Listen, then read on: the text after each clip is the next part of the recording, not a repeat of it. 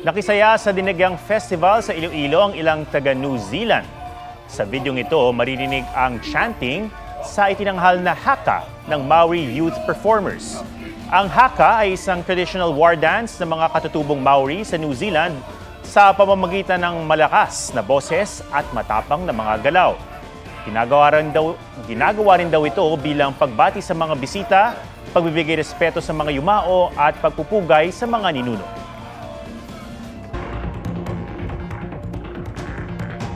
Ang 3 dekada ng sigalot sa Democratic Republic of Congo sa Africa, lumala ng makubkob ng rebeldeng grupo ang syudad ng Goma.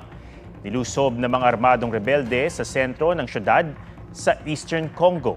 May mga bangkay nang nakita pero wala pang datos. Ayon sa mga ulat, ang grupong M23 na suportado ng bansang Rwanda ay sinasagupa ng mga sundalo at pro-government militia. Nasaksihan ng ilang residente ang pamamaril gaya sa paliparan ng Goma na hawak na ng mga rebelde. Nagkaroon din ng jailbreak o pagpuga ng libu-libong inmates sa main prison ng syudad. May tensyon din sa kabisera na Kinshasa. Ang ilang embahada pati compound ng United Nations inatake ng mga kumukundina sa karahasan sa Goma.